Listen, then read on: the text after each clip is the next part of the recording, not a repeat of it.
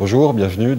Je vais vous parler d'un sujet, la guerre des boutons, ou autrement dit la relation tumultueuse des développeurs et de la production.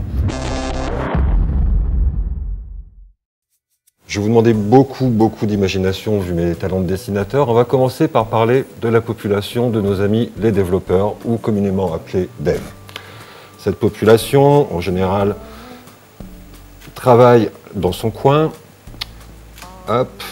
et va subir tout un tas de pressions des métiers. Qu'est-ce que vont leur demander les métiers? Les métiers vont leur demander d'avoir une stratégie de release rapide, donc de productivité au niveau de code. On va appeler ça release. Ils vont leur demander de suivre la stratégie de l'entreprise, donc d'avoir une vraie stratégie de digitalisation, donc de pouvoir accompagner avec les releases du nouveau contenu. Ce nouveau contenu a changé chez eux obligatoirement la manière de travailler. Donc les entreprises ont misé sur ce développement, et ce développement s'est traduit par deux méthodes, Agile ou XP. Qu'est-ce que ça veut dire? Dans la réalité, on va avoir un développeur qui va mettre journalièrement, ou plusieurs fois par jour, son code dans son repository, Maven Jenkins, et ce code, ils vont le passer sur un serveur en production. Et leur ambition, c'est de le faire à nouveau plusieurs fois par jour. Et ici, on va espérer avoir au final un retour d'information de la production au développement pour comprendre comment le code a été absorbé, quelle qualité il a, quel impact il va avoir sur la production. Ça, c'est le développeur. De l'autre côté, vous avez une autre population, les ops. On va retrouver notre petit bonhomme, je vais le dessiner beaucoup plus vite, hop, qui lui, hop, sourit aussi et dit ça, non, j'en veux pas moi, c'est pas possible. Par défaut, on va pas mettre en production ici, on va faire un trait, on va pas faire de retour d'information, le code, je vais venir le chercher, il passe par mes petites mains et c'est moi qui le mets en production.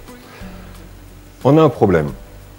On demande ici une pression de la part des métiers de réaliser rapidement des nouvelles fonctionnalités. Le développeur s'est formé, fait de la release journalière, plusieurs fois par jour. Et là, on va avoir un délai qui va à minima dépasser la semaine dans 80% des sujets dans les entreprises.